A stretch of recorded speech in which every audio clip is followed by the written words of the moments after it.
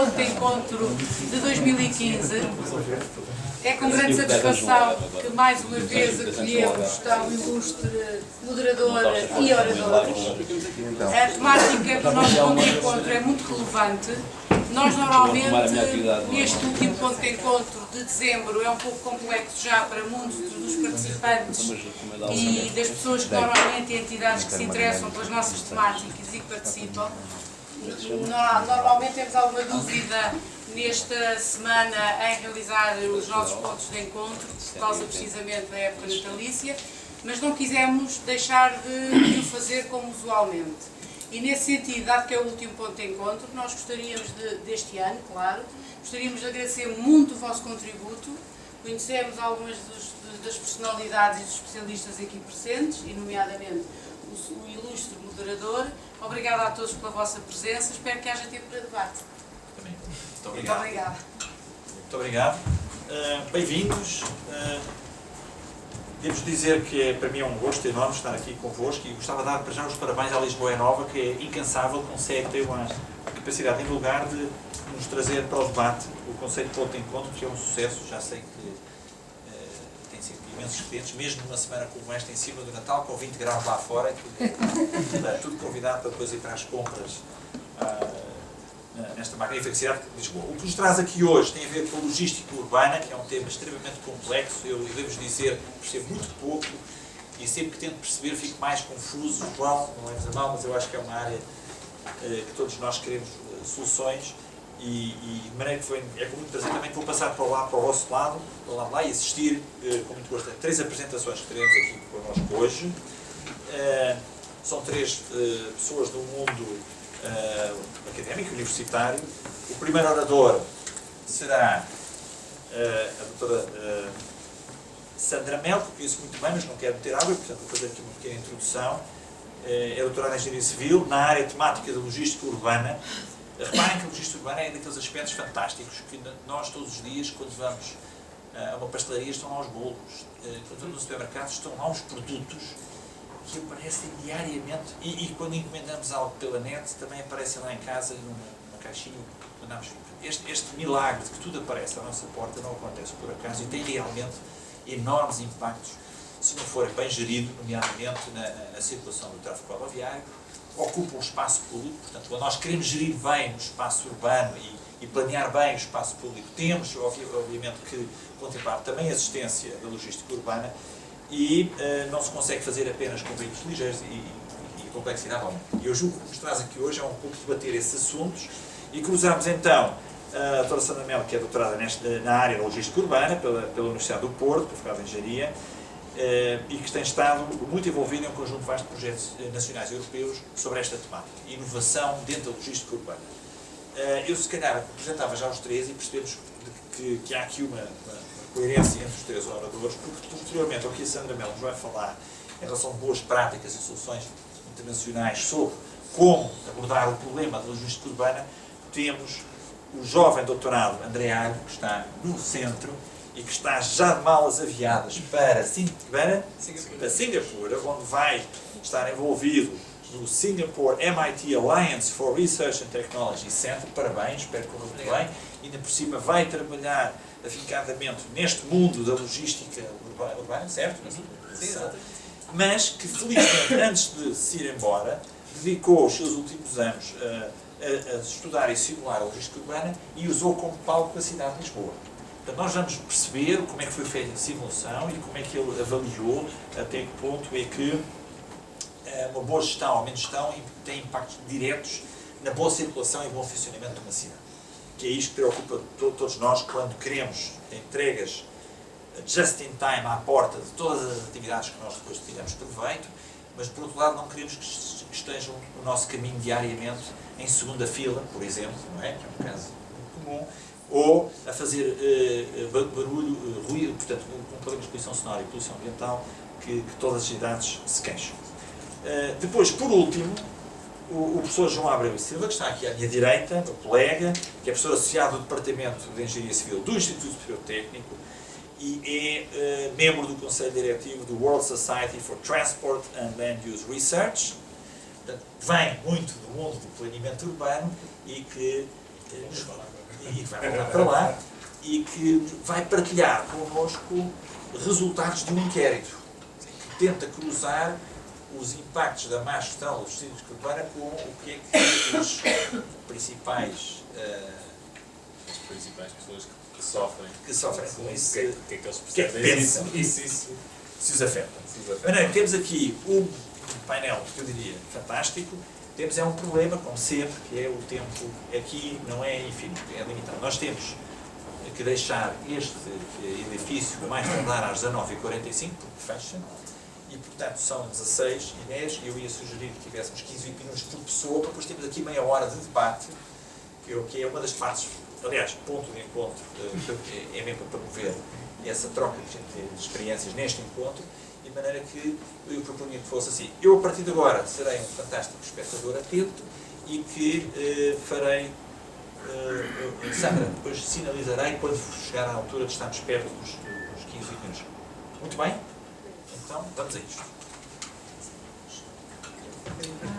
Eu tinha um pedido para apenas dizer duas coisas, que os filmes e apresentações que aqui serão partilhados convosco vão estar disponíveis, provavelmente a partir da próxima semana, no site internet da Lisboa é Nova, como já é tradição. Segundo, foi distribuído um questionário que era muito simpático se pudessem preencher, para a Lisboa é Nova poder validar os produtos que têm vindo a desenvolver dentro deste conceito de ponto de encontro.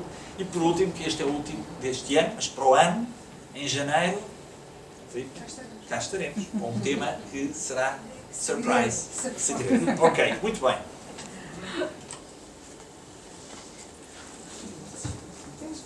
Tem ninguém atrás? Boa tarde. O Tiago Farias disse, meu nome é Sandra Mel, eu faço parte da equipa do IDMEC IST, vim da Faculdade de Engenharia da Universidade do Porto. Antes disso estava num grupo mais ligado ao urbanismo e ao planeamento de transporte, e quando venho para o grupo do IDMEC, venho para um grupo mais próximo do ambiente, e portanto a perspectiva com que tenho tentado abordar atualmente a questão da logística urbana e das novas soluções de logística urbana tenta, por um lado, incorporar o meu background de engenharia civil e, por outro, ter em conta estas questões ambientais e energéticas da mobilidade. Quando surgiu este desafio de fazer esta apresentação em otimização da logística urbana com uma mobilidade sustentável, e devo referir que ao longo da minha apresentação há uma coerência, que é o azul é sempre positivo e importante. E, portanto, eu ponho estes três chavões, que são os três chavões importantes na discussão no planeamento dos transportes atualmente. São três grandes tendências e, antes de partir para a otimização propriamente dita, eu gostava de fazer uma pequena introdução sobre o que é que se tem feito a nível de logística urbana para obter uma mobilidade mais sustentável. Porque isto são conceitos que todos interpretamos de uma forma muito peculiar, dependendo da instituição na qual trabalhamos, dependendo do tipo de trabalho que temos, etc. E, portanto, o que têm em comum aqueles três pontos é que surgem, a origem destes três pontos e a discussão destes três pontos é esta necessidade de encontrar um mundo mais verde e ser um mundo mais verde que é abastecido de uma forma mais verde. Isto é muito genérico, e o papel da universidade acaba por ser avaliar as soluções que melhor fazem esse processo, não especificando como é que se torna isto mais verde. E, portanto, a nível de tendências da logística urbana com uma mobilidade mais sustentável ao longo dos últimos anos, fui buscar alguns exemplos que marcaram, que foram tendências a dada altura e que marcaram a evolução destas análises. E começamos ali na década de 90 com a localização de plataformas logísticas, centros de consolidação, áreas logísticas, o que lhes quisermos chamar, que são infraestruturas onde o Estado pedia para que os operadores fossem colocar as suas mercadorias, de alguma forma haveria uma consolidação nesse ponto, e haveriam menos veículos a entrar nas cidades. Portanto, havia esta preocupação ambiental, e essa seria a forma de obter uma mobilidade sustentável, ou o que seria um conceito de mobilidade sustentável na altura. Esta também foi um bocadinho a lógica de quando estávamos a estudar a localização da grande plataforma logística do Grande Porto. Era encontrar um espaço, mas como acontecia na maior parte deste tipo de infraestruturas na altura, não se discutia muito qual era o modelo de negócio, quem é que ia usar, como é que ia usar. era mais a questão da infraestrutura pura do ponto de vista da engenharia civil. E, efetivamente, com o passar do tempo, demonstrou-se que estas plataformas, umas delas eram plataformas ou pontos de consolidação, uns revelavam-se viáveis, outros não se revelavam viáveis, outros, inclusive, tinham a característica de aumentar o congestionamento na zona envolvente em vez de reduzir o congestionamento como pretendido. E, portanto, estas plataformas públicas acabaram por cair em termos de prioridade da Comissão Europeia, em termos de financiamento, e passamos para um segundo nível. Largamos a infraestrutura e passamos para o nível do veículo. Claro que há outros exemplos entretanto, mas estou a falar dos mais importantes.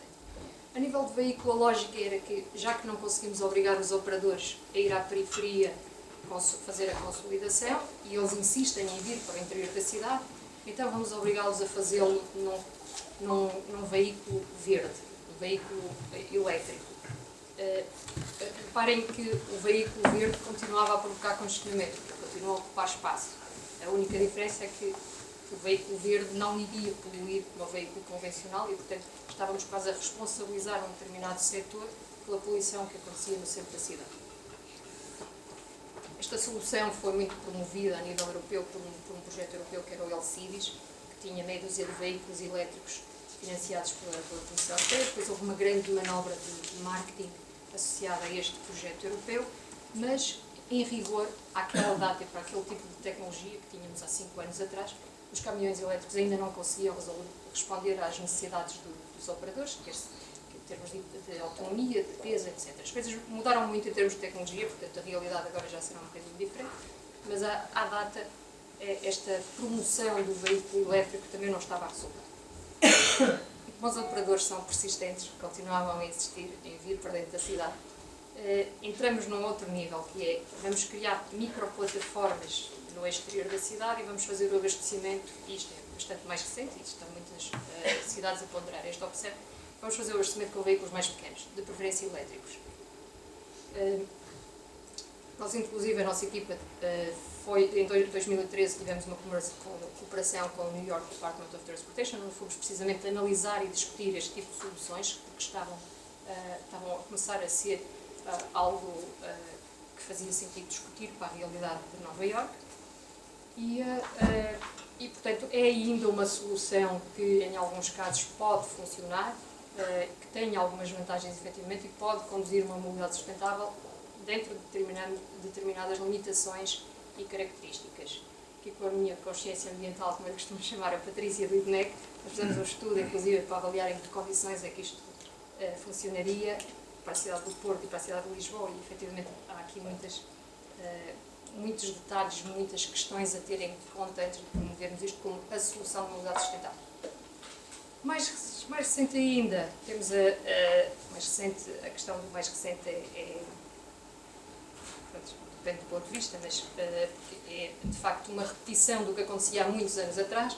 Tem agora o abastecimento de mercadorias com bicicletas.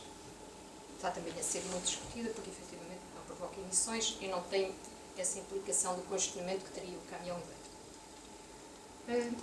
A parte de tudo isto surge agora, e ainda mais recente, e um bocadinho abrigado pelo chapéu das Smart Cities, a otimização. E é isso que nos traz cá, é isso que nos traz a esta discussão. E a otimização, neste caso, resume-se em informação, comunicação e integração. Estes 3 conceitos integrados. A forma como se faz esta troca de informação, esta comunicação, se é de veículo para veículo, se é de veículo para infraestrutura, ou se é usada no GPS, isso já é outro nível. Mas, em termos gerais, são estes os 3 pilares que suportam a otimização. E quando falamos em logística urbana, a otimização da logística urbana, quase que resumimos a discussão a dois temas essenciais. Um é o do planeamento de rotas, ou de gestão de tráfego em tempo real, do qual vou falar a seguir, e a outra é a mitigação dos efeitos do congestionamento. Portanto, é óbvio que há muito mais. A otimização logística urbana pode-se referir à gestão de frotas, à gestão de armazéns, ou até àquele projeto europeu que a MEL tinha com um parceiro, inclusive com o técnico, que era o Stretesol, etc. Mas os 2 casos de estudo que selecionei são relativos ao planeamento de rotas e à mitigação dos efeitos do congestionamento, porque efetivamente estão a ser muito discutidos e ainda ninguém definiu em que condições é que isto funciona, em que condições é que pode funcionar e se isto é efetivamente uma boa prática para atingir o tal conceito de mobilidade sustentável que ainda também ninguém definiu de forma universal. Portanto, o nosso desafio, debaixo deste conceito de Smart Cities e num dos 6 pilares, que seria a Smart Mobility, seria avaliar quais os efeitos de gestão de tráfego em tempo real. E para particularizar, agora fala-se muito no mundo da investigação, inevitavelmente da indústria também, que no futuro, quando tivermos uma situação de congestionamento na cidade, podemos receber alertas que nos vão dizer qual é o melhor caminho a seguirmos para evitar esse congestionamento. Portanto, toda a gestão é feita em tempo real. Não é exatamente o que temos nestas questões dos semáforos inteligentes do Porto ou de Lisboa. É uma semaforização dinâmica, personalizada. E, portanto, para fazermos isto, fomos avaliar os efeitos desta gestão de tráfego em tempo real, que seria esta plataforma de gestão de tráfego em tempo real, e tivemos em conta os veículos ligeiros e os de mercadorias, porque nós acreditamos que para avaliar o efeito de uma solução logística urbana temos também de ter em conta o transporte de passageiros e gostávamos que fosse e vice-versa. Fomos também ver, e neste triângulo da sustentabilidade, e eu substituí propositadamente o habitual económico, social e ambiental pelo People, Profit and Planet, para não nos esquecermos que há efetivamente ali um ponto que é o profit, que geralmente não é tido em conta. E, portanto, fomos ver se efetivamente a solução conduzia a melhores indicadores sociais e ambientais, mas não afetando a eficiência operacional e a eficiência de tráfego logístico urbano. Fomos também tentar perceber quanto relevante é que é o impacto desta gestão de tráfego. Estamos a falar, no final, vamos dizer, à autarquia que uma determinada solução vai aumentar ou diminuir a velocidade em 2 km/h, ou estamos a falar em 0,1 km/h. Se vamos investir alguns milhares ou milhões de euros, convinha saber qual é que vai ser o nosso output à partida, ou pelo menos ter uma ideia desse output. E, portanto, e por último, em que condições, com quem e como é que as autarquias poderiam tentar implementar esta medida. Vamos tentar perceber se estas medidas eram positivas a uma escala micro ou a uma escala macro. Estamos a falar de uma solução que pode ser implementada a nível de quarteirão, e a nível de quarteirão tem resultados extremamente positivos, mas a nível da cidade pode ser um caos completo, ou estamos a falar de uma solução que geralmente é boa. E, portanto, com estes desafios, fomos fazer um caso de estudo para a cidade de Lisboa. A rede que usamos, portanto, recorremos à microsimulação, mas de certeza que os meus colegas vão falar muito mais detalhe nesse tipo de metodologias no caso de estudo deles. E, portanto, nós também fizemos um modelo de simulação de tráfego que tentava replicar como é que se comportava o tráfego na cidade de Lisboa.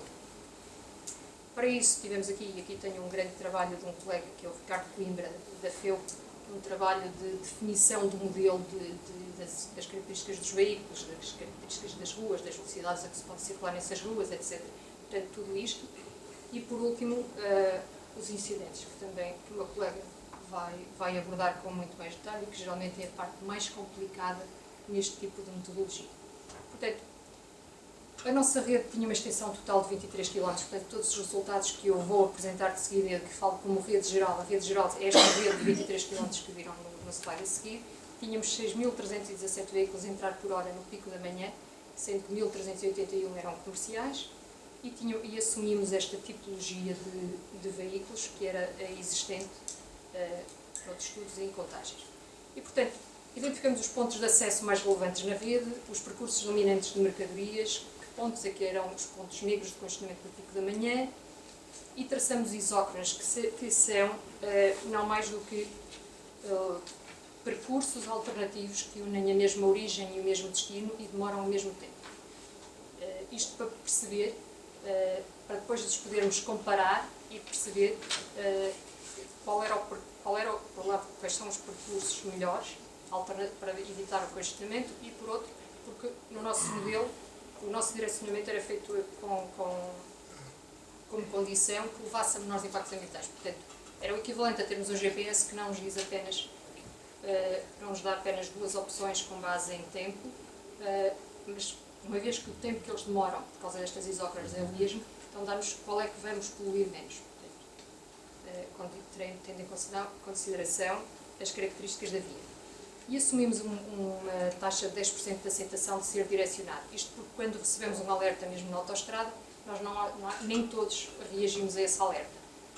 Uma aceitação média, de acordo com a literatura, estes 10% seriam uma aceitação média e, portanto, 10% dos nossos condutores aceitavam ser conduzidos. A nível de rede global, portanto, a rede dos 23 km, isto compara aqui, isto aqui tem 3 percursos, e, portanto, como vê, tentamos analisar por várias tipologias de veículo, porque, de acordo com a tipologia de veículo, temos propósitos de viagem distintos. E, portanto, a nível geral, temos variações muito pequenas. Temos viagens que variam menos que 10%, os atrasos menos que 6%, velocidades com menos que 2%, portanto, não há variações muito significativas. A nível de impactos no percurso, a nível de distância percorrida, portanto, ao longo destes percursos, aí sim já notamos alterações nas distâncias de 16% a 32%, reduções de tempos de atraso de 4% a 13%, velocidades médias de circulação, e notamos isto para todo o tipo de veículos. Portanto, já há aqui uma coerência nos resultados. Mas este era o impacto a nível de mobilidade, portanto, o impacto no nosso impacto social. E o nosso triângulo tinha também a parte do profit, portanto, os custos operacionais. E fomos calcular quanto é que se ganhava, quanto é que se poupava anualmente privados e de mercadorias com este tipo de solução, de uma gestão de tráfego em tempo real, e anualmente podíamos poupar até 328 mil euros, dos quais 53% são relativos a custo de combustível. Reparem que isto advém muito de evitar o congestionamento, portanto, soluções que quase on time dão-nos informação que nos permite ir para outros caminhos. Para os veículos comerciais, representam 30% destes números. Em termos de recursos humanos, e aqui tenho de explicar que para o cidadão que está no congestionamento, ele tem um custo horário, que por estar ali não está a trabalhar. E, portanto, foi com base nisso que nós calculamos qual seria a diferença nos atrasos, caso ele estivesse na situação atual ou se ele fosse direcionado para algum lado. E no caso dos condutores, dos motoristas, calculamos também qual é que seria o tempo, a diferença de tempo que ele teria com um sistema ou com outro. E, portanto, teríamos poupanças anuais, eu estou a falar de todos os veículos, portanto, aqueles milhares de veículos que referi a dada altura, na rede geral de menos de 154 mil euros. É óbvio que isto são custos que depois não são possíveis de atribuir a alguém, mas, portanto, só para ter um instrumento matemático, um número com que a autarquia e operadores possam estar numa mesma base e perceber, bom, é disto que estamos a falar, portanto, isto tem vantagens ou não é? Para cada um, quais são os ganhos ou não. Este era o primeiro estudo que falava, e a nível portanto, o segundo estudo, e só vou apresentar um slide sobre isso, e é apenas para mostrar que esta realidade também ocorre em espaço não urbano. Isto foi no âmbito de um outro trabalho na A5, e, portanto, o mecanismo testado era semelhante. O que testávamos era o que é que aconteceria se, ao longo da autoestrada, recebêssemos anúncios dinâmicos que nos indicassem se devíamos aumentar ou diminuir a velocidade, portanto, para nos comportarmos em relação ao congestionamento.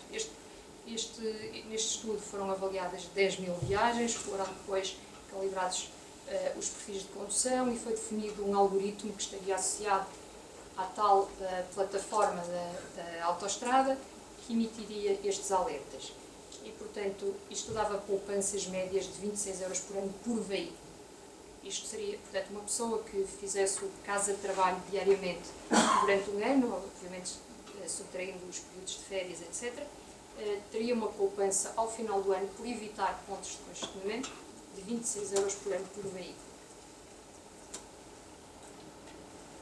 Portanto, com estes dois estudos, por um lado, calculamos que efetivamente estas soluções têm um impacto mais forte e mais positivo a nível micro, enquanto que a nível macro, é claro, eu aqui apresentei apenas os efeitos positivos, mas a nível de cidade há alguns destes percursos que depois levam a impactos negativos. A micro o resultado é bom, mas a nível macro o resultado é mau. Mas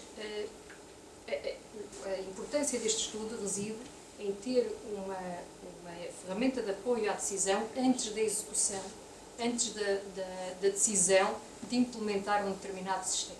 Além disso, este tipo de estimativa é replicável. aplicável a outras cidades, a outros contextos e, portanto, permite tomar uma decisão baseada em informação numérica, informação quantitativa.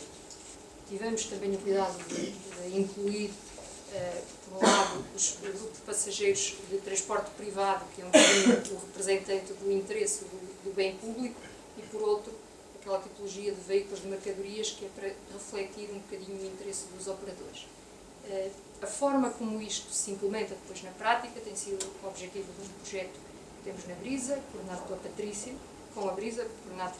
em que estamos a definir precisamente que stakeholders é que se podem envolver neste tipo de plataforma, como é que se faz depois a gestão da informação, como é que se recolhe a informação, etc. Um fator importante que temos de ter em conta neste tipo de trabalhos, e apesar de falarmos em otimização logística urbana, depois precisamos do passo seguinte, que é, no triângulo, também existia o people. E, portanto, a decisão final dependerá sempre do viajante e do motorista e de como é que reage a isto. E no nosso estudo, nós fomos um bocadinho ambiciosas, no sentido em que as opções que dávamos eram as opções que, à partida, conduziriam a melhor impacto ambiental. Portanto, não é só routing, é routing ambiental. E, portanto, é preciso uma consciência ambiental, criar uma sensibilidade ambiental na parte dos cidadãos para que eles sejam sensíveis a estas questões. Como é que se integra tudo isto? Como é que se integram estes stakeholders todos? Como é que se coloca toda a gente à mesma mesa? Nós tivemos um bocadinho... É possível. Nós estamos envolvidos no Dorothy, no projeto Dorothy. Para quem não sabe, é um cluster logístico urbano na região de Lisboa e Val do Tejo. E nós chamamos todos os parceiros. Nós chamamos operadores, nós chamamos consultoras, chamamos câmaras, chamamos reguladores. E colocamos todos à mesma mesa para discutir as diferentes sensibilidades e perceber qual é a perspectiva de cada um. Nesse âmbito vamos tentando definir os Joint Action Plans, portanto as várias medidas para implementar, analisando essas sensibilidades. Portanto, a gestão de tráfego não faz em si uma cidade inteligente, mas a forma como usamos para alavancar e gerir o desenvolvimento pode fazer essa cidade inteligente. Mas para isso é preciso uma ação estratégica logística urbana para uma mobilidade sustentável. Qualquer solução começa por ser uma boa solução fabulosa, de repente revela ter um lado em que poucos pensaram e que é uma dimensão mais macro, pode ter efeitos que não se esperam. Muito é bem. só obrigadíssima pela vossa atenção. Muito obrigado. É importante perceber que, enquanto o André se vai preparando, que realmente nós caminhamos a uma velocidade alucinante para o mundo dos connected cars / autonomous vehicles e, portanto, de repente, toda esta informação entre a infraestrutura, entre os veículos com outros veículos, vai estar presente. E é bom saber que é possível otimizar e ganhar dinheiro não só real, mas também tem a ver com o tempo e com a parte ambiental. Resta saber quem é que vai ser o promotor, quem é que promove a existência destes produtos. São as Googles deste planeta, provavelmente, ou se são as empresas mais bem, neste momento, instaladas no terreno. Portanto, isso é o que vamos ver como é que... Se calhar deixava este primeiro vai só para a discussão. Vamos agora então passar para a segunda apresentação, que tem muito a ver com uma simulação para a cidade de Lisboa. E os países pensam que são boas notícias, não é? São boas notícias. Boa tarde a todos, muito obrigado por terem vindo. O meu nome é André. Eu vou estar aqui a apresentar parte da minha tese de doutoramento, na qual tive o grande prazer de ser supervisionado pelo professor João Abreu, que está aqui ao nosso lado também. Vou dar um passinho atrás, vou fazer uma pequena definição da logística urbana, da perspectiva dos estudos que vimos aqui apresentar. André, só por 15 minutos? Sim, não, isto olha, tem de ser. A primeira parte vai ser uma apresentação minha, no qual vou tentar apresentar de uma forma muito sumarizada uma quantificação em termos de indicadores que toda a gente consegue identificar-se sobre a mudança do sistema de estacionamento para os veículos de mercadorias e os impactos que isso tem no fluxo de tráfego. E a segunda parte, que será apresentada pelo professor João Abreu, é um estudo baseado no inquérito que fizemos aos estabelecimentos comerciais em Lisboa, no qual se conseguiram relacionar as percepções que os lojistas têm sobre a eficácia desse sistema de estacionamento e a realidade desse sistema que conhecemos. Eu posso passar esta parte aqui. Primeiro, quero fazer uma breve alusão ao tipo de logística urbana que estamos aqui a falar, e quando nos referimos a logística urbana estamos a falar a todo o tipo de operação de cargas e descargas que ocorre no centro de uma cidade. Basicamente vamos excluir as zonas dos subúrbios porque nos queremos focar nas zonas